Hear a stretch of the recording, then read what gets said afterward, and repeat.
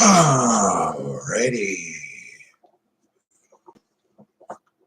Alrighty, it looks like I'm live and geez, dog dropped a bone.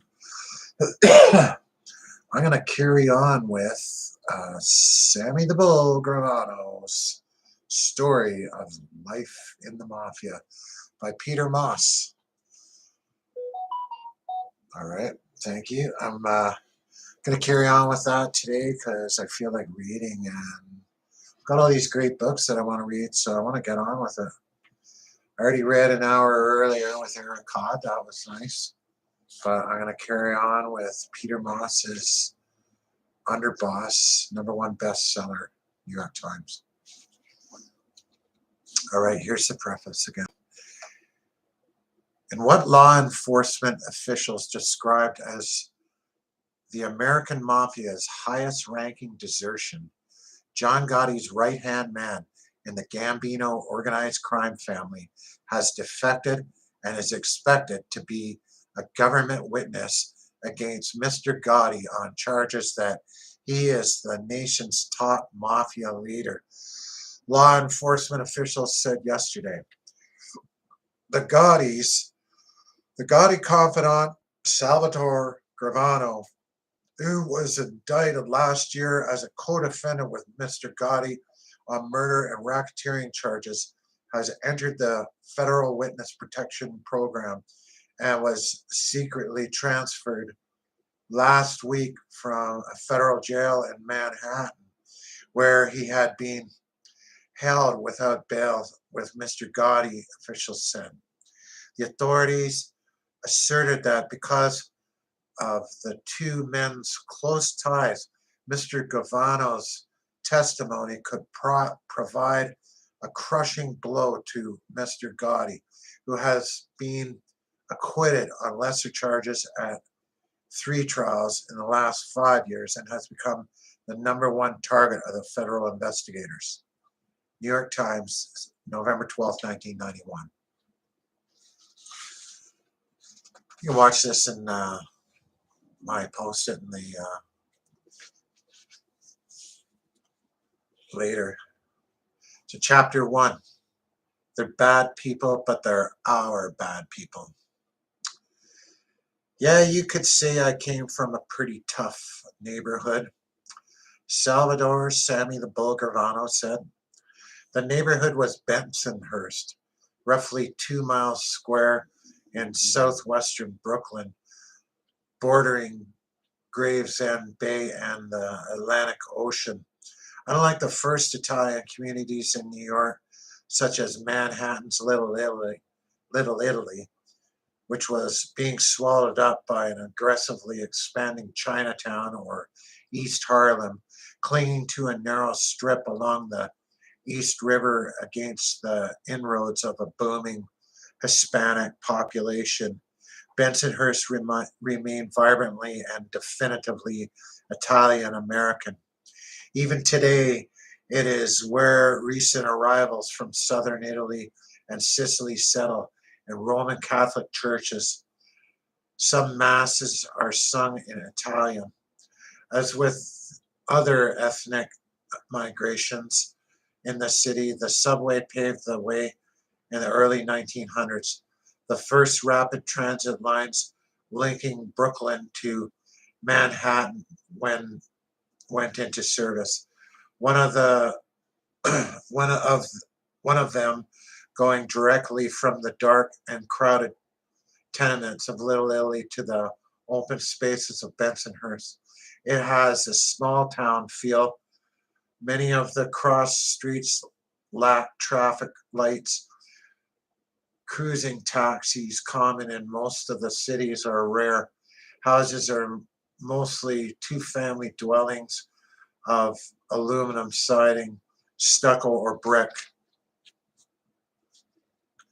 with wrought iron gates painted white and porches with their ubiquitous steel awnings.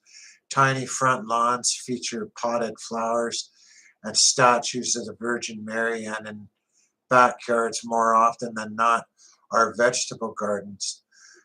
Bensonhurst's Main Street, 18th Avenue, also officially designated Cristoforo Colombo Boulevard, is lined with Italian delicatessens, bakeries, fresh mozzarella shops, food markets overflowing with packaged products imported from Italy, pizza parlors boasting traditional wood-burning ovens and espresso bars.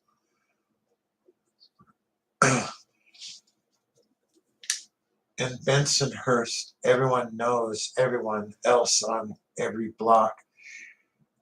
It's mainly blue-collar residents are insular, closed-mouthed and suspicious of outsiders.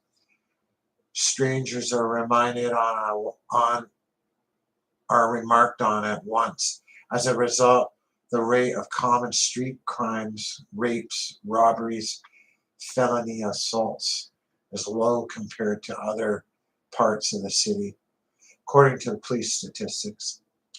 Murder is a third less than the citywide average. But Bensonhurst was tough in a real special sense. A great number of these murders were mob related. It was a prime spawning ground for Cosa Nostra, our thing, which filled its ranks from local youth street gangs that hung out at candy stores and luncheonettes throughout the area. One of the original members of Cosa Nostra's National Commission, Joseph Profaci, the so-called olive oil king, became, because of his monopoly on the importation of olive oil from Italy, lived in Bensonhurst. So did his successor as a family boss, Joseph Colombo, one of the grandest underworld funerals ever seen in New York City, complete with 38 carloads of flowers, took place in Bensonhurst.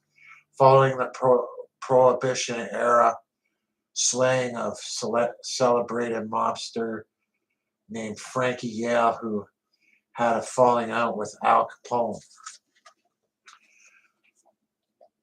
As a Sicilian village, Cosa Nostra's shadow loomed large over Bensonhurst and was spoken of only in whispers. They just shoot themselves, a resident confided after two corpses were found in a car, gazing vacantly into space, each with a bullet hole behind the ear. The thing is, you mind your own business. You don't hear anything. You don't see nothing. Yeah, you don't hear nothing. You don't see nothing, another said. You got to admit, the mafia, whatever keeps the neighborhood safe. You don't see all them other people coming in to mug and burglarize here. So their presence is kind of good, in my opinion. Salvatore Gravano was born in Bensonhurst on March 12, 1945. He had two older sisters. Another sister and a brother had died before his arrival. His mother, Caterina, was born in Sicily and brought to America as a baby. His father, Giorlando, also from Sicily, was on the crew of a freighter when he jumped ship in Canada and slipped into the United States as an illegal alien. For Sammy and for friends and neighbors, his parents were always Kay and Jerry. English was the language of the house, except during visits from his grandmothers, who spoke a Sicilian dialect.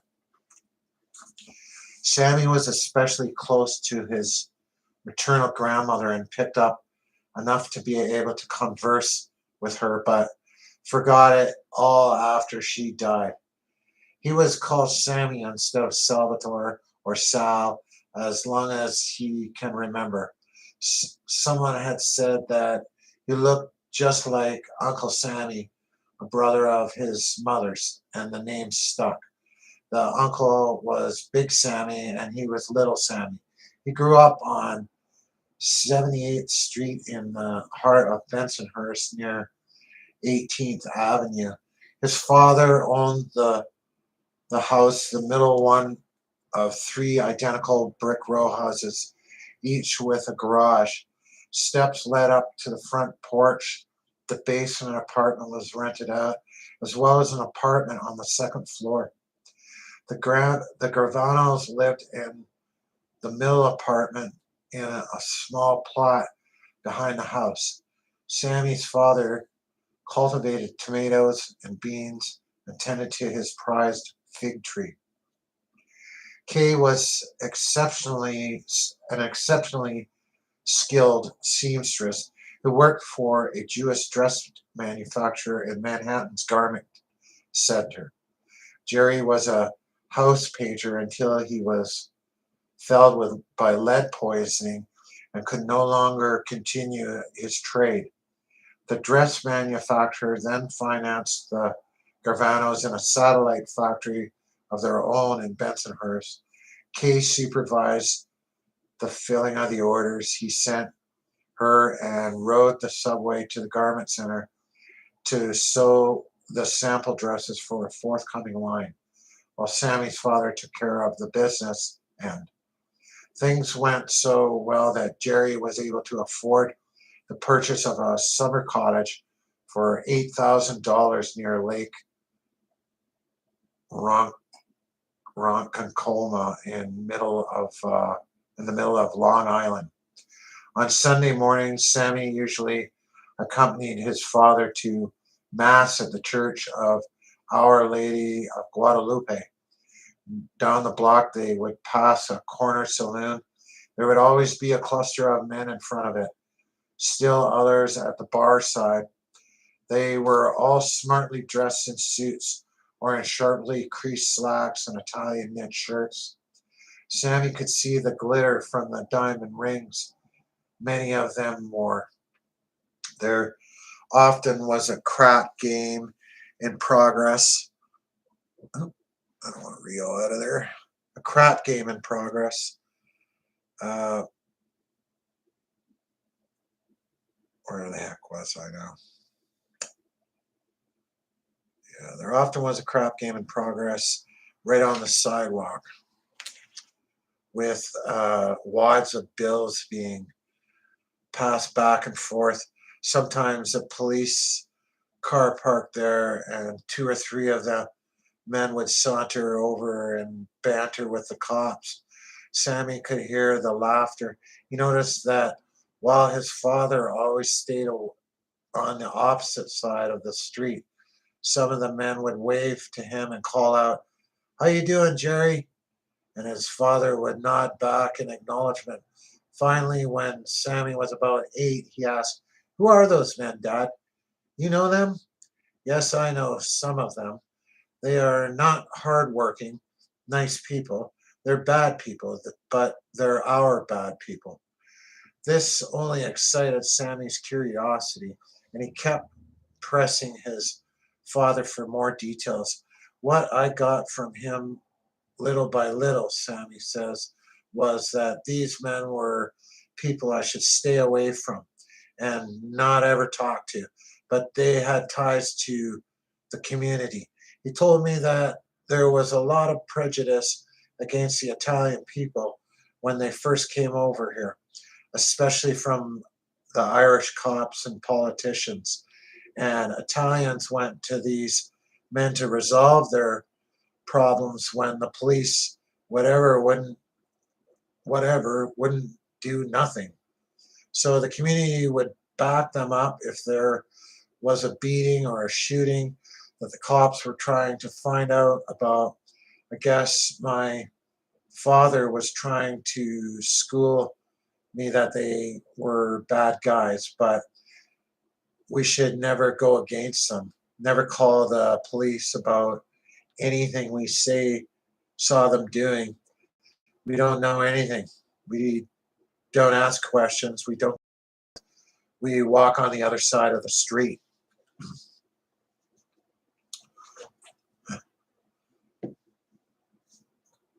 At age 9, Sammy had a traumatic experience that changed the whole course of his life. He was held back in the 4th grade when his parents went to PS 186 to find out what was wrong. They were told that Sammy, unfortunately, was a slow learner. As they persisted in their inquiry, the analysis grew harsher. Sammy was exhibiting all the signs of being mentally retarded. Sammy, in fact, was the victim of a severe case of dyslexia. For Sammy, a D became a B, a letter like R reversed itself, words got jumbled, got transposed into dog. The number 3 became 8. But in elementary school of Bensonhurst in the 1950s, nobody seemed to know about dyslexia. There were no remedial options available. In repeating the 4th grade, humiliation piled on humiliation.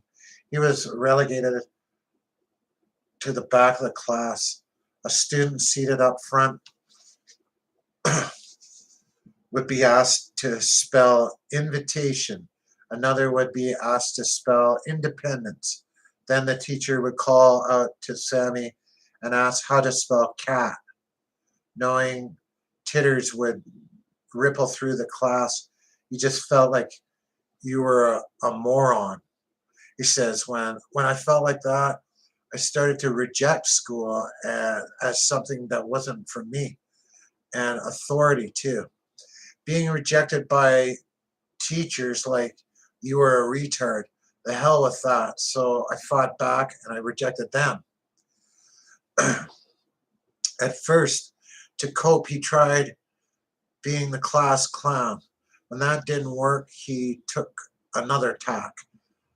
Although as an adult, he's only 5'5", same height as Nicky Scarfo. He didn't stop growing until his teens. At 9 years old, he was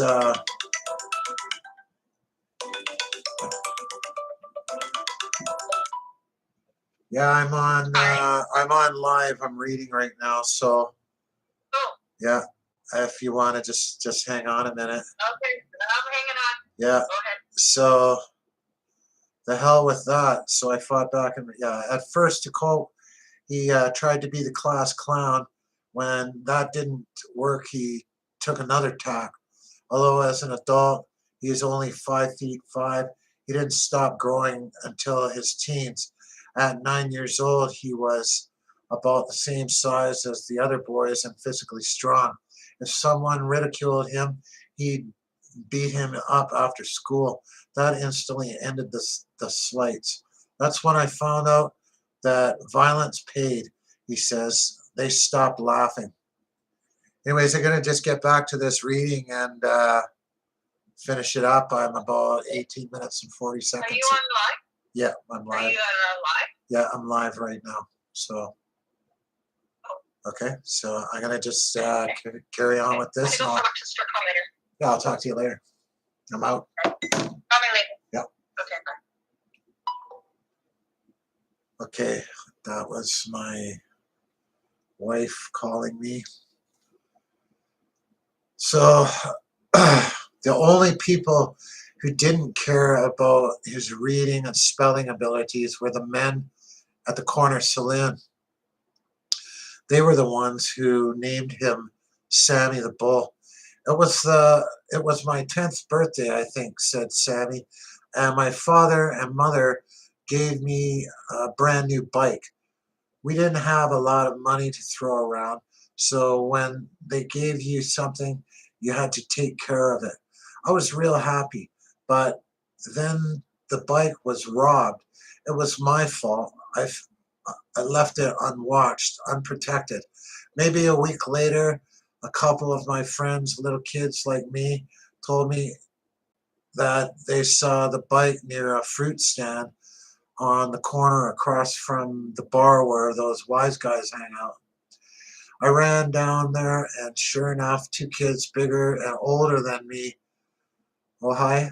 There you are. Hello, Teresa. Uh, I ran down there, and sure enough, two kids bigger and older than me from the 79th Street had it. I went and grabbed the handlebars and I said, "Hey, this is my bike." But they wouldn't give it back. So I started fighting both of them. It was hard going. I mean, I was getting a little beat up, but I was fighting my ass off. I wasn't giving up that bike. I was doing pretty good, but I wasn't winning either. It was like when somebody would look at you and say, "Wow, you must have been in some fight," and you'd say, "Yeah, well, you ought to see the other guy."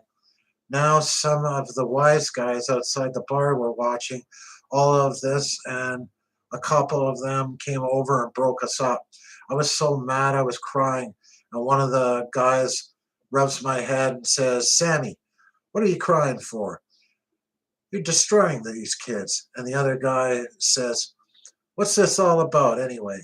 And I said, "This is my bike, and they took it, and I'm taking it back." These two wise guys that came over started to laugh. It was amusing to them, I guess. Then they told the two kids to beat it. It was my bike, and I was keeping it. If their fathers had any problems with this, they should come see them. Then one of the guys says to me, "Come on, Sammy, stop crying." And he calls out to some of the other wise guys who were watching, "Did you see this, Sammy? He's a little bull."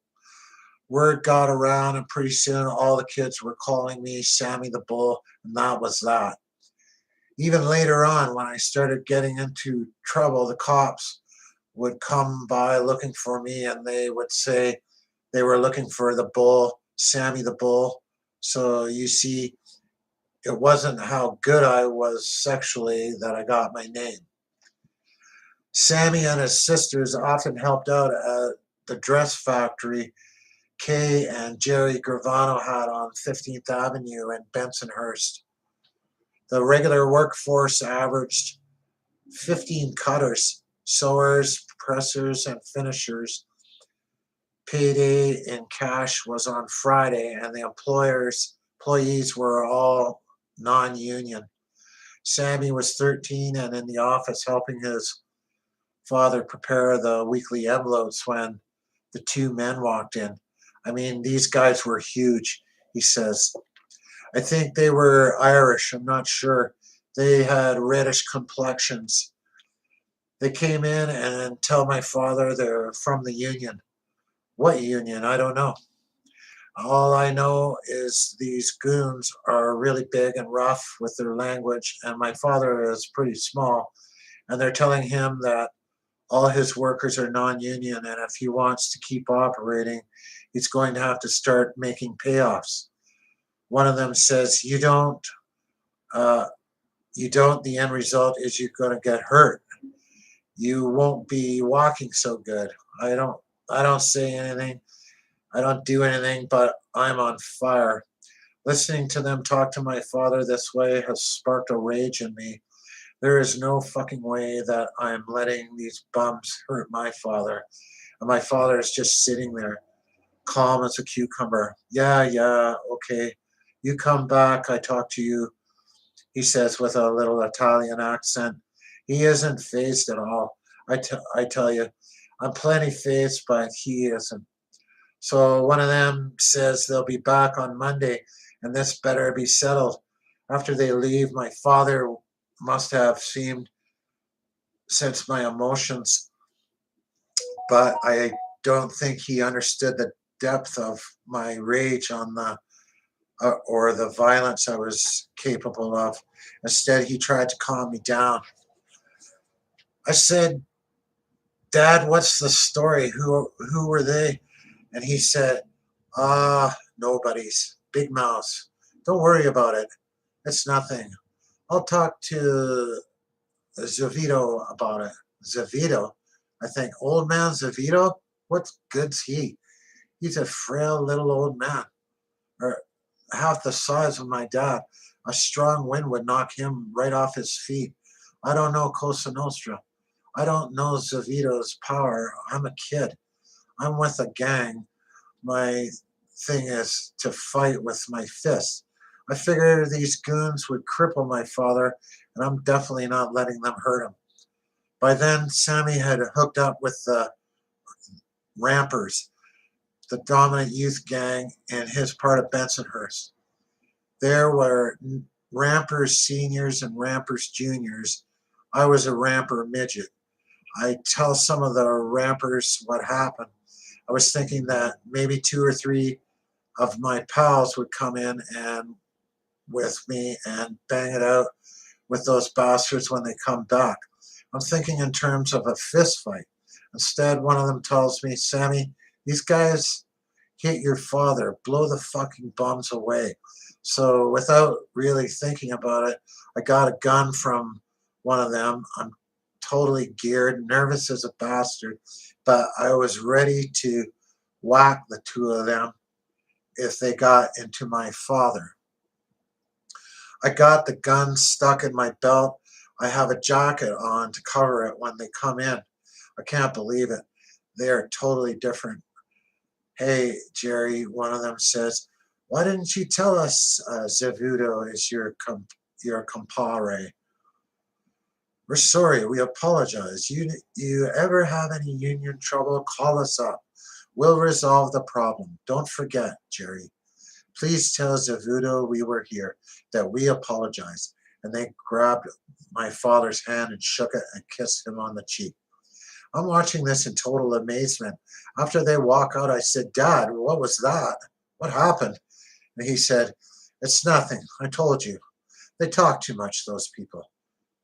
There was no problem. Like they said, Zevudo is my compadre from Italy. Zevudo spoke with them.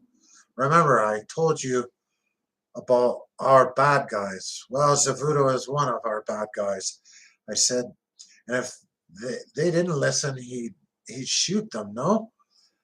I don't know what he would do, but he didn't have to do any more than talk. No shooting, no nothing. If those guys would have done anything, I was ready, I said, and I opened up my jacket and showed him the gun. His eyes just glared at me like ice. My dad never had laid a hand on me, but that was a time he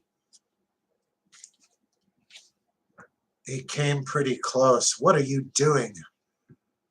He said. He took the gun. I told you this is not our life. We don't live by these things. That's not what we do. We're legitimate, honest people. We work hard, and if we have a problem, we go to Zavuto. People like him, they understand hardworking people. We're not bothering nobody. They help us. That really opened my appetite to know more about Zavito.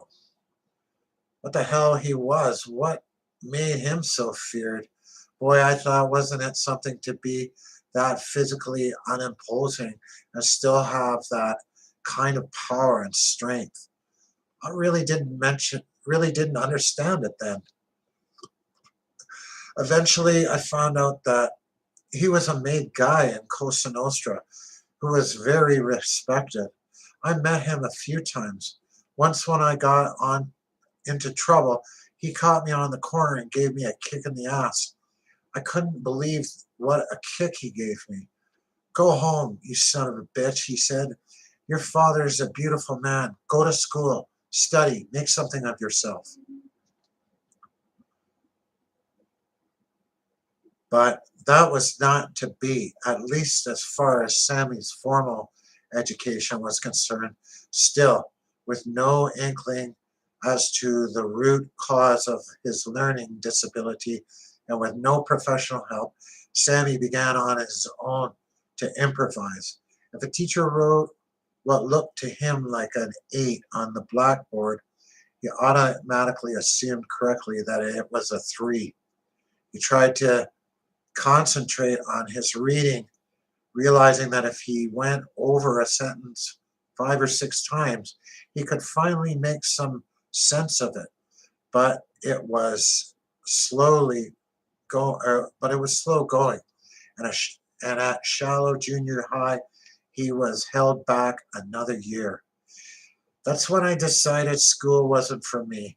You had to go to school, but I was cutting classes most of the time and being with the rappers. We were pretty tough, and when I was there, I was getting into fights all the time. Then one day, one of my friends told me that a teacher had touched the ass of something of this girl I was going out with. And me, like a ham bone, went in and I just punched the shit out,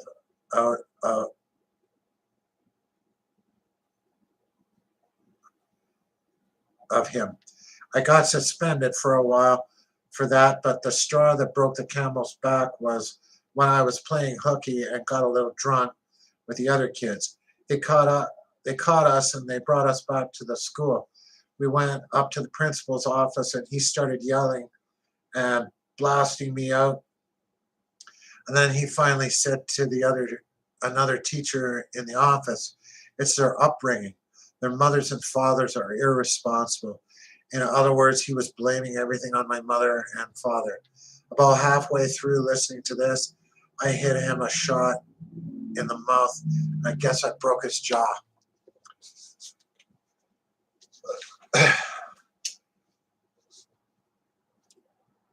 I was thrown out of school. Yeah, I was thrown out of school. I went in front of the Board of Education and they reinstated me in school, but not at Shallow. Was officially switched to McKinley Junior High School, McKinley on Fort Hamilton Parkway. I had to take buses there. I was out of the neighborhood and there wasn't any rampers around.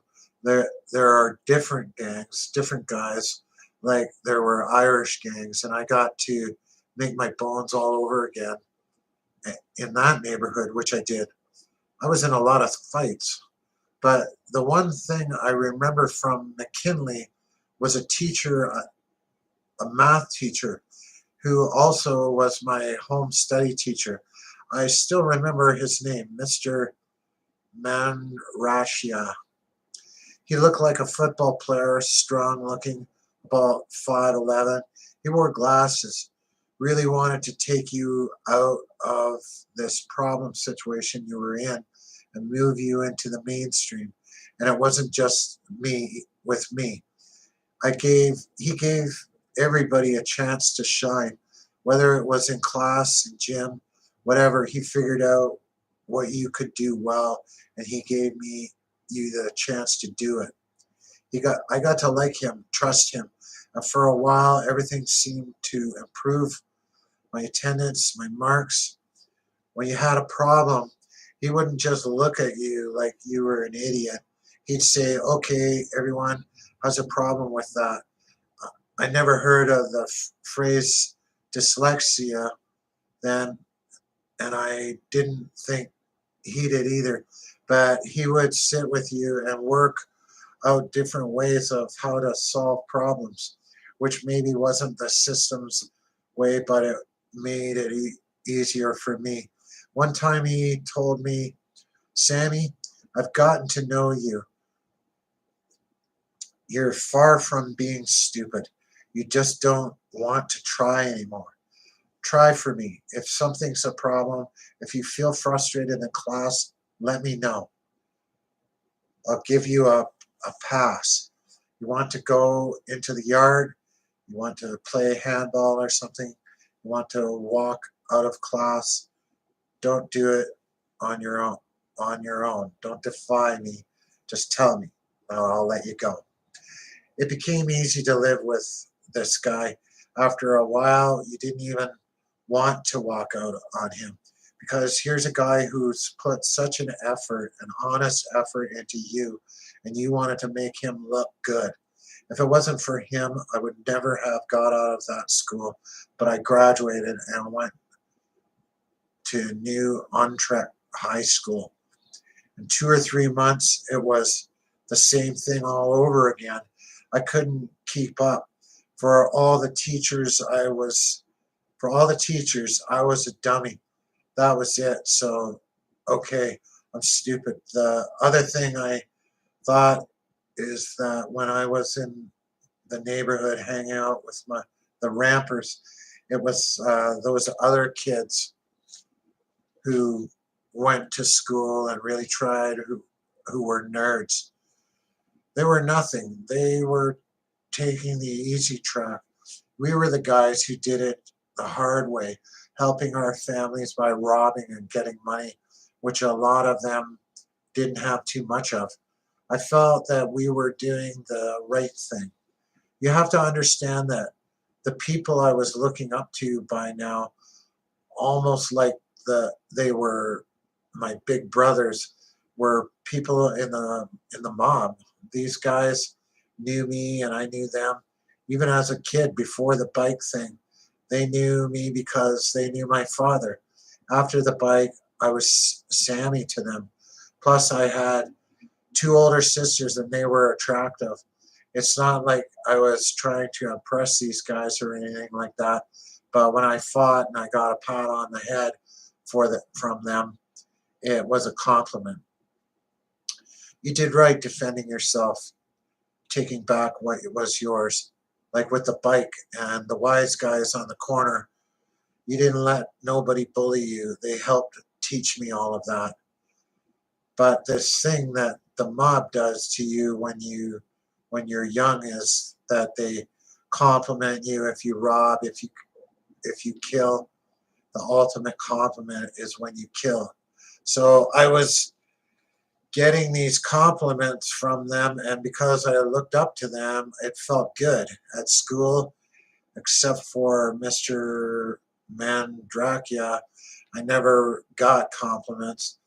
It would take me a long time to realize who was taking the easy way out, who the nerds really were. Anyway, with all the flights and my attitude, I was thrown out of New Utrecht and thrown back into the Board of Education, which sent me to 600 school for incorrigibles. I think everyone in one in the one I went to was nuts. The second day, there was a kid in front of me reading the Bible, mumbling to himself, and the teacher asked me something that I gave a smart ass answer to that got the other kids laughing. And this other kid at once started quoting from the Bible and calling me the devil. So I banged him out right then and there, and I'm back before the board with my parents. And they were told I was out of the school system, period. Either they would sign me out on my 16th birthday, which was coming up, or the board would take other steps against me. I stopped going to school, and when I was 16, my family did sign me out. My mom and dad were disappointed, sad, I guess, but they never ranted and raved that I was no good. They knew that I was having education problems. They were used to hearing that from schools and about the truancy and all the trouble I was getting into. That was reality. There wasn't anybody they could turn to for help. Believe me, there weren't a lot of psychiatrists in Bensonhurst, even if they would have thought that way. They knew I had this reputation on the street that I was tough, a tough kid. They heard it from people they knew, but they never saw it themselves. They loved me and looked at the good in me. I mean, I never did drugs or acted up at home. I respected my parents. As the only son in the family, I did what was expected of me. Like when my mother told me to take out the garbage, wash down the walk, shovel the snow, lug home groceries. Maybe I'd piss and moan a little, but I did it. I got along great with everybody who lived on our block. I liked them, and I think they liked me. The old lady who lived a couple of houses down and had a sick husband would say, Sammy, could you get this prescription filled at the pharmacy? Sure, why not? No big deal. My father didn't give up on me. He was still trying to get me to do the right thing. You can learn a trade, he said. Use your hands, your back. A little honest sweat never hurt anybody. He tried to bring me into the dress factory, which I did do from time to time. Some of his friends would say they could get me a job in construction, a machine shop, car repair, but it was too late. I was in another life now, running with the Rampers. When we were young and in the Rampers, we took an oath. We were gonna be together forever. Fuck the world, fuck everybody, even the mob. Later on, that changed, but that was our attitude then. We became so tough with such a dangerous reputation that other Italian gangs, the Irish gangs, the black gangs, the Puerto Rican gangs from different neighborhoods from Coney Island downtown, Brooklyn, guys from Avenue U used to come to us in the summer and say, listen, we don't want no trouble with you. In the 60s, there was nothing but gangs all over the place, and none of them would fuck with us. There was a mobs war going on in the Profaci family. Gallo brothers from President Street downtown Brooklyn were in that family. Larry Gallo and his brother Joey and their crew. And they didn't think they were getting a big enough piece of the action. One time, me and Jimmy Emma, Jerry Papa, Joe V, Tommy Snake, Lenny the Mole, a bunch of us, were in this bar we hung around at 79th Street and Utrecht Avenue, and there were some gallows there. Actually, it turned out they weren't the gallows themselves, but people with them. Anyway, they were a lot older than us, and there was some kind of beef with Jimmy Emma. So now they're gonna fuck us around, but not with their hands. They got guns. So we left and loaded up and went back into the bar. It was a long bar.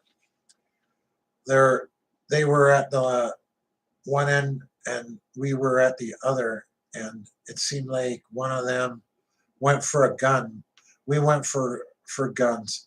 There was a ton of shots thrown back and forth.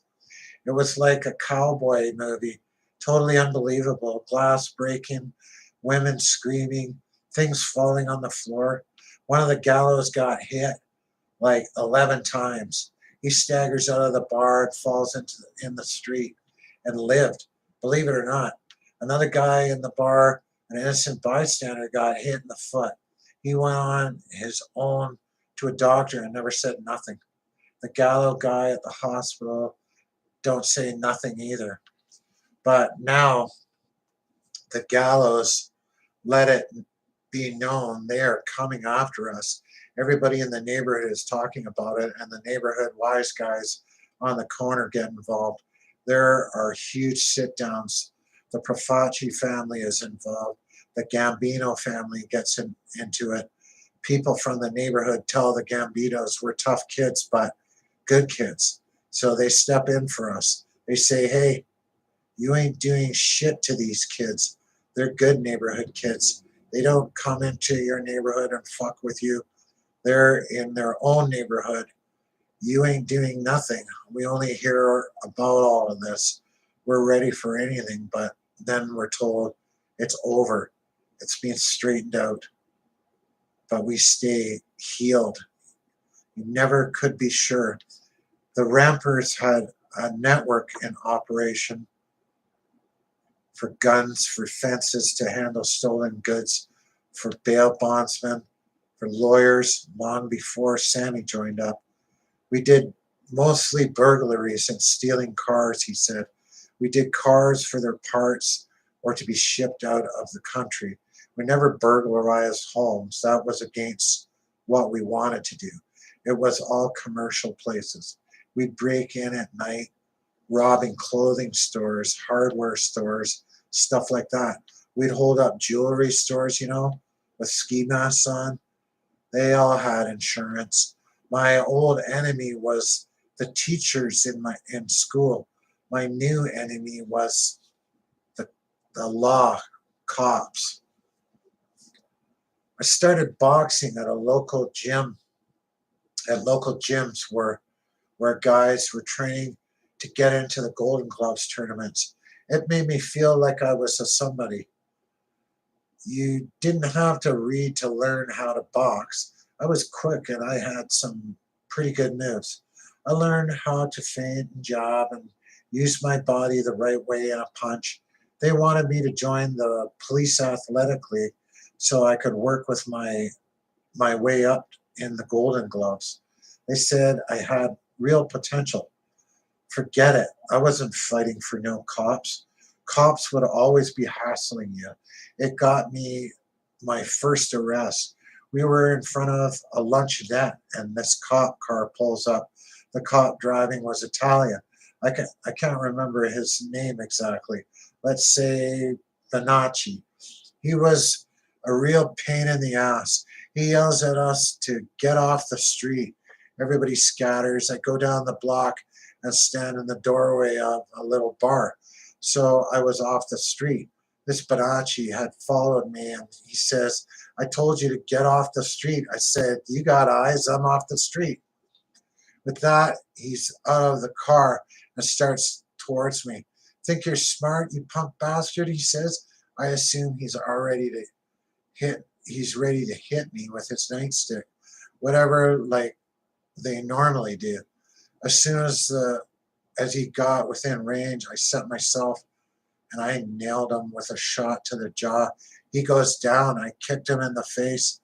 Now the other cop in the car is on his way. His gun is out. I'm pinched in for assault of an officer.